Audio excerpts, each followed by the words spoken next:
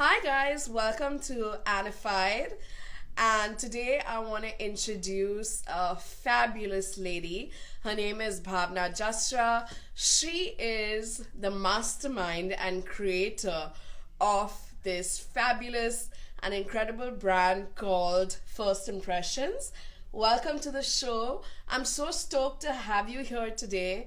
She's wonderful and you're going to learn so much more about her. Thank you, Anna. I am delighted to be on the show because I've watched, previous episodes of yours, and honestly, I'm privileged to be on it. Thank you. I would like to know from you that, First Impressions is basically a 3D installation of hands and feet. What made you first conceptualize this brand? So, quite honestly, the art is called life casting. And it involves, taking impressions of hand and feet, different expressions, and framing them to make beautiful memorabilias for life.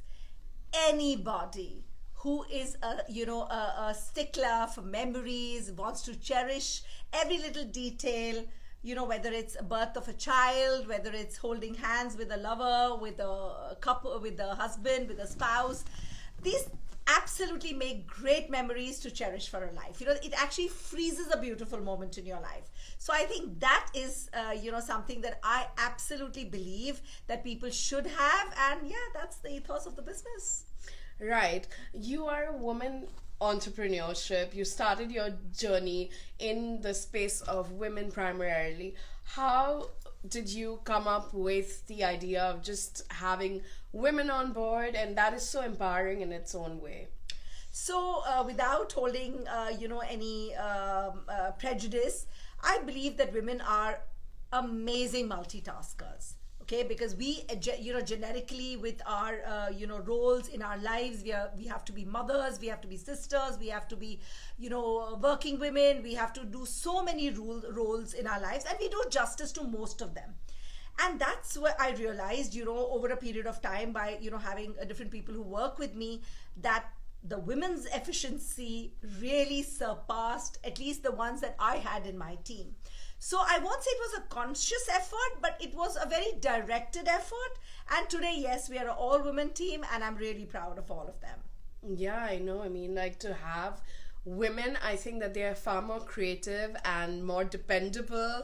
And I think that I met some of your team members already, and they're just fabulous. So I'm nothing without my team. They are all my building blocks. And you truly are so humble despite being in the scene of this industry for the last 20 years. What grounds you? Thank you very much for that compliment. I'll take it really very gracefully because honestly, it's a very conscious effort.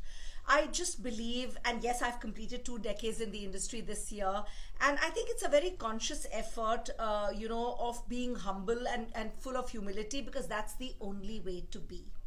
Nobody can actually claim to be at a point where they can afford the pomposity, because there's so much to do and so many miles to go. So actually, if you look at your career graph and you think you've arrived, no, my dear, you have miles to go.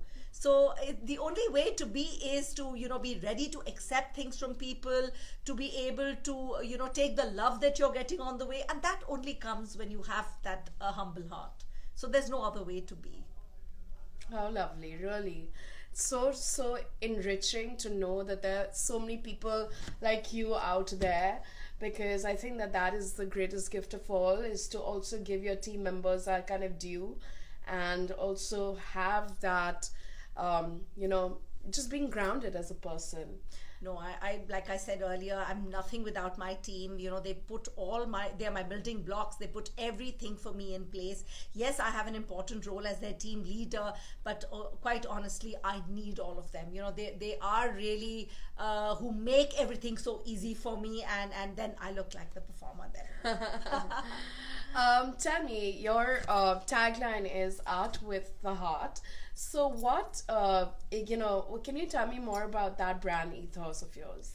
So if you walk into somebody's home, and a beautiful home, and you see a lot of beautiful art adorning the walls and beautiful curios that they probably collected from all over the world, I personally believe that these are all, impersonal arts. They're beautiful. You spend great money on them. They make your house very beautiful, but you don't have your heart in them. Right.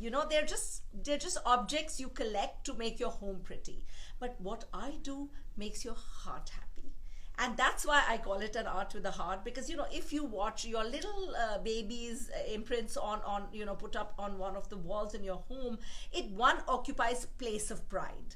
It's your baby, so obviously you're always going to look at it with a lot of love, and as years go by, these memorabilia just become more and more precious. Like, I have my daughters on day one of birth, and she turned 21 this year. I cannot even tell you, no other piece of art in my home enjoys that place that this one enjoys in my home. So I look at it like it would be the same for others as well. So say you did something on your wedding day and you held hands with your loved one, and you have it home. It's just going to remind you of the beautiful vows you took on that day. It'll take you back to that same moment. So yeah, it's very precious. Art with a heart. No other way to describe it. Lovely. Tell me, I know that your relationship with your daughter is so close, and you're a hands-on mother, as well as you're literally a pioneer in your game.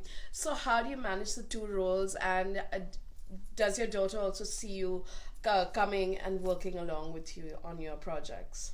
So Tia is actually a very, very independent minded, and quite honestly, that's the way I've always wanted her to be.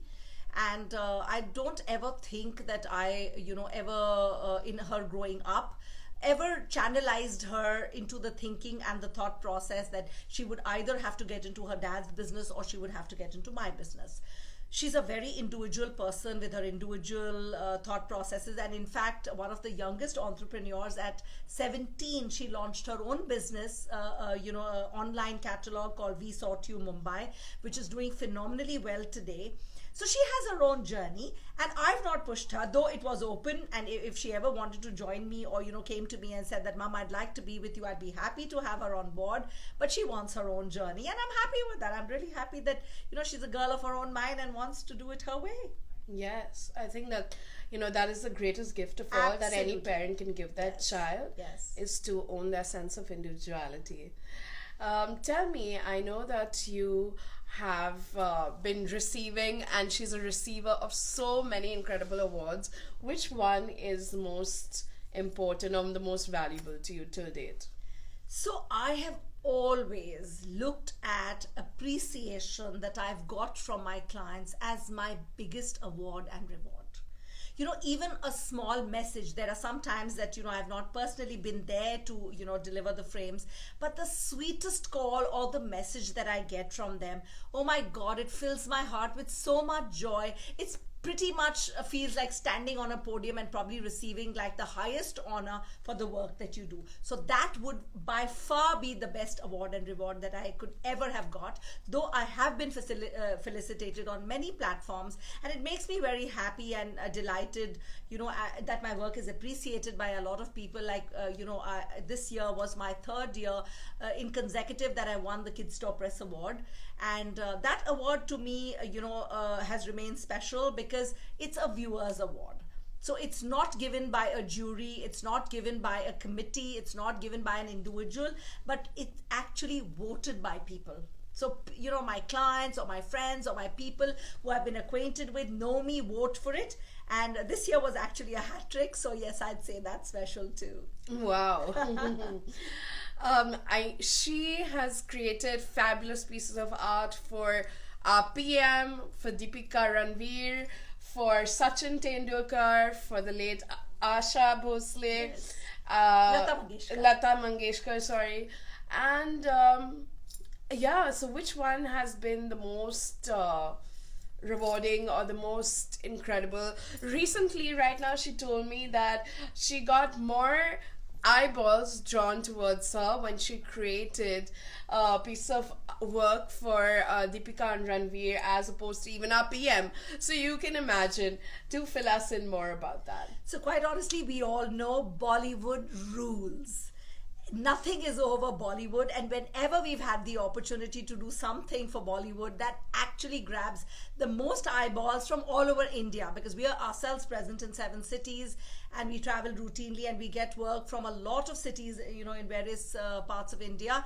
But yes, everybody, when they look at my work, the Bollywood work is always on top of the line. In fact, very recently we've done something for Pariniti and Raghav, and they are getting married. So obviously, it's big news, and I know that when we are going to put it out there, it's going to grab a lot of eyeballs again. You're gonna rock. Tell me, Bhavna, what does luxury lifestyle mean to you?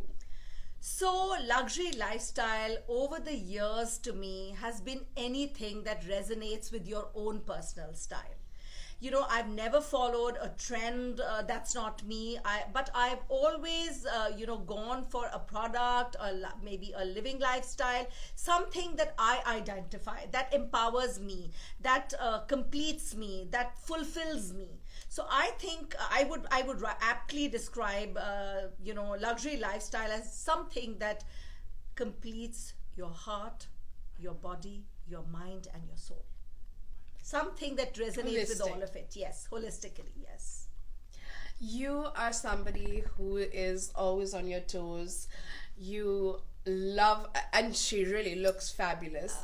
At 51, wow, she could be easily my sister. I don't know, younger or older, but definitely my sister. I know that. Oh, that's so sweet. I just want to know that what is your relationship with working out your body, we just discussed even certain things about mental health. So how does it all synchronize for you? So top priority should be your health. And when I mean health, I don't mean that you should be thin or you should be any specific body type. But when I say that you should be fit, you should be healthy. You should, set yourself in a mold that makes you the happiest. I personally am not a huge fan of the gym, but I've imbibed it in my routine because, as you're hitting your 50s, you do realize that you need to be, fit. Your body slows down, metabolism slows down, and you really need to up your game. So for that reason alone, I have, decided to make, working out a very regular regime in my life now. I love mixed martial arts. It's a great way to release good energy, and obviously it's great cardio. Instead of just walking on a boring treadmill, I really enjoy that. Kickboxing. And I have a great trainer who helps me with that because, you need to be pushed a little bit. Of course, yeah. It's not something that ever came to me naturally. And the techniques as well. Correct. But now I have very consciously made an effort to put it into my life as a routine. And I'm happy. I'm happy with the results because it's giving me great, pleasure looking at myself that I'm fit. It's giving me great solace, in my heart and my mind of being fit, which I think every woman needs because our roles are very challenging, whether it's work and balancing family life, it's a challenging role. So you need to be strong mentally, and a good body can obviously give you a good support for your mental health. Yes. Now tell me, on the days that you wanted to lean back, chill, probably on a Sunday, what is your favorite cheat meal? So I'm a real foodie. I'm Punjabi, I'm Sardar, and food really rules us.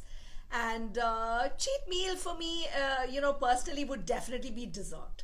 I could do with a Oriental meal, I could do with an Indian meal, I could do with a Mexican meal. That's besides the point. But for me, the real indulgence is dessert. Mithai dessert. Mithai. I'm an indiscriminate lover of sweets. Yeah. Indiscriminate. So I'm good with chocolate, I'm good with Indian mithai, I'm good with the tiramisu, I'm good with anything. Yeah. We have to have a dessert date soon. Yes, for sure. Also, you love to travel. We just talked about travel as well. So tell me, which is your favorite destination, number one? And number two, where is your next travel plan to? So I'm honestly a big wanderer at my heart. For me, if I have to take a break, from work, from mundane life, travel comes on top of my list. I love to travel. I think travel really helps you evolve, helps you enrich your mind.